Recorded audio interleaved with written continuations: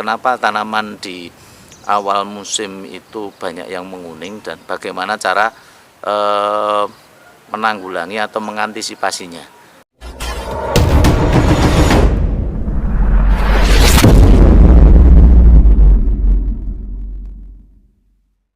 Assalamualaikum warahmatullahi wabarakatuh. Untuk pagi ini kita coba untuk memenuhi permintaan dari teman kita, saudara tani kita yang ada di Blitar. Kemarin beliau meminta untuk membahas tentang daun yang menguning ya, daun yang menguning.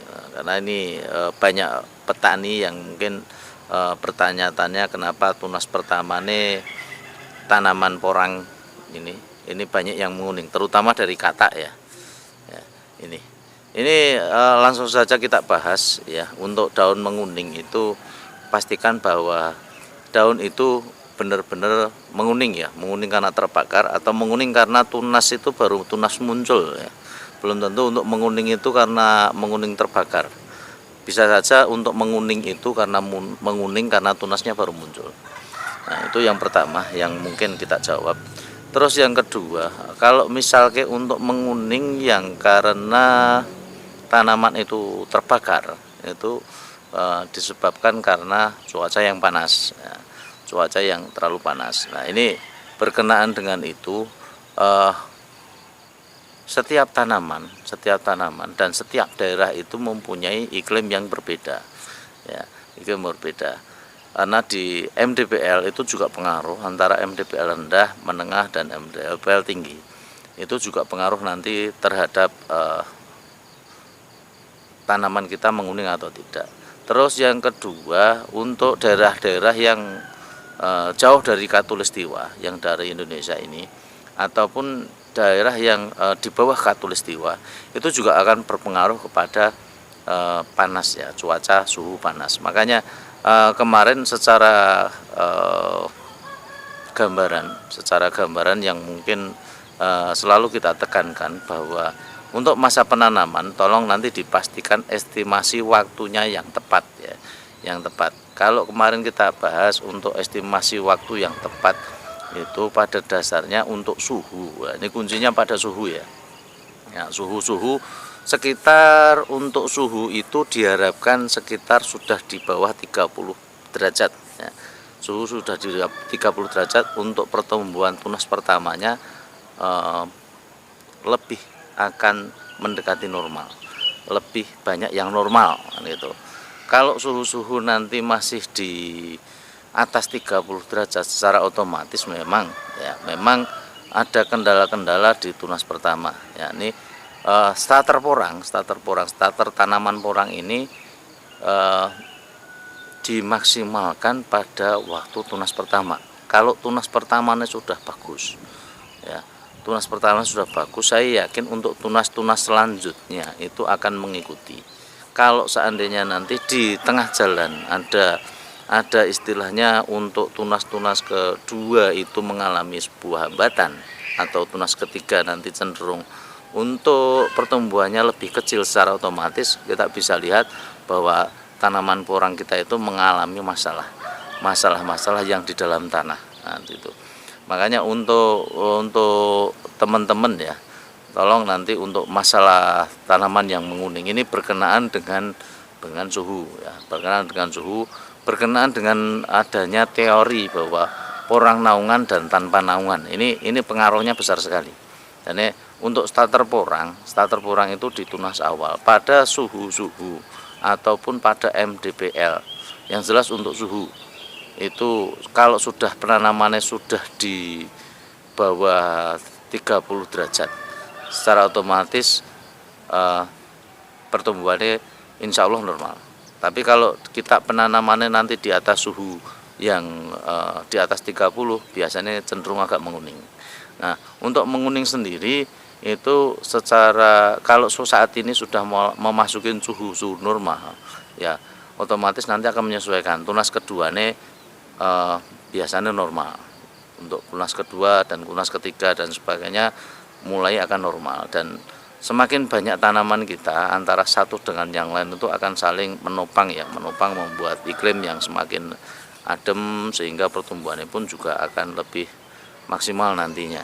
Yang jelas untuk berkenaan dengan ini, makanya ada kemarin pertentangan yang saya lihat itu orang dalam naungan dengan tidak naungan kan itu. Ini secara otomatis, secara teori itu melihat MDPL, melihat suhu sebenarnya di situ. Di tanaman yang kecil, orang itu memang butuh sebuah naungan untuk suhu yang cukup rendah. Makanya untuk tanaman kita yang dari spora kita kasih naungan supaya nanti untuk pertumbuhannya juga menyesuaikan dengan suhu.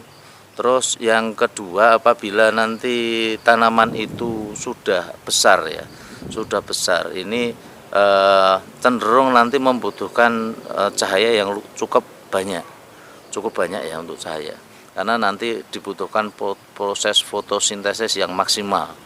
Makanya untuk di lahan-lahan terbuka itu mungkin kebanyakan untuk hasil itu akan lebih maksimal, porangnya lebih besar-besar, umbinya akan lebih besar, karena memang fotosintesisnya juga butuh yang banyak. Yang jelas untuk suhu dan untuk persentase cahaya itu pun sangat dibutuhkan ya, cuman tidak seperti tanaman-tanaman yang lain yang karakternya mungkin butuh panasnya luar biasa kayak buah naga dan sebagainya. Itu ialah tanaman-tanaman yang membutuhkan sinar yang banyak sekali. Untuk tanaman-tanaman yang kayak anggur itu butuh sinarnya sangat sedikit sekali. Nah, ini perbedaan porang ini cukup butuh tanaman yang cukup ya, bukan panas sekali, banyak sekali, tapi juga tidak sedikit sekali. Dampaknya apabila kekurangan sinar matahari ya untuk pembesaran umbinya kurang maksimal. Dampak untuk kebanyakan sinar matahari secara otomatis juga pembesaran umbinya kurang maksimal. Ini perlu diperhatikan, menjaga untuk persentase kebutuhannya itu berapa. Dan itu dibutuhkan sinar matahari full. Untuk MDPL juga nanti disesuaikan, sehingga untuk petani itu jangan menyimak untuk salah satu konten yang di situ perbedaan MDPL-nya cukup tinggi.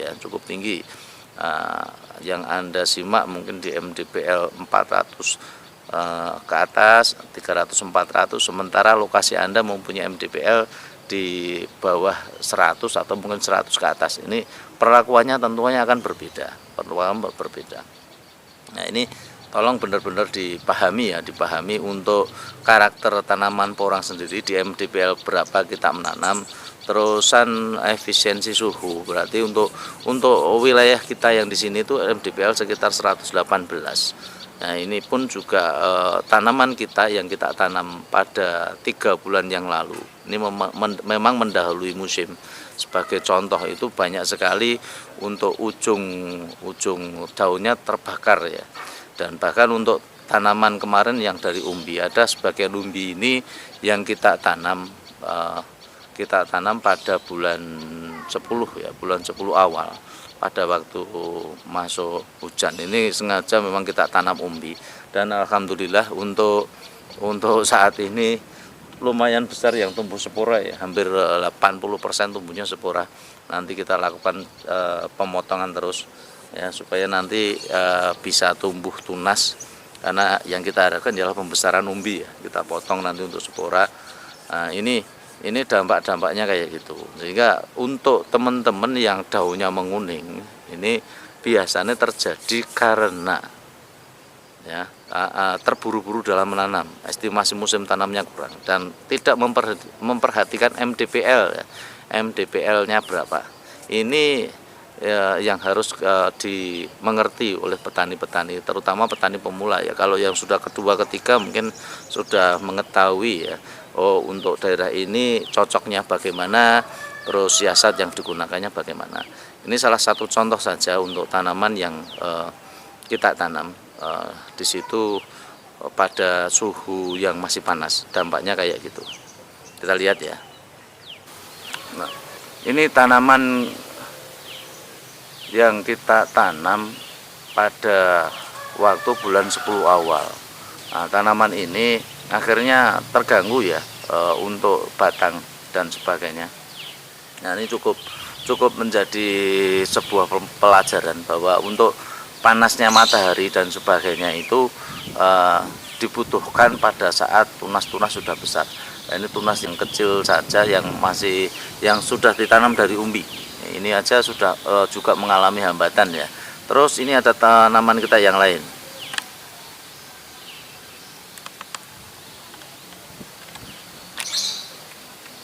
Nah, dua tanaman ini yang kita tanam pada bulan 10 awal ini sebenarnya yang itu sebenarnya lebih dahulu ya, yang dahulu kita tanam ya.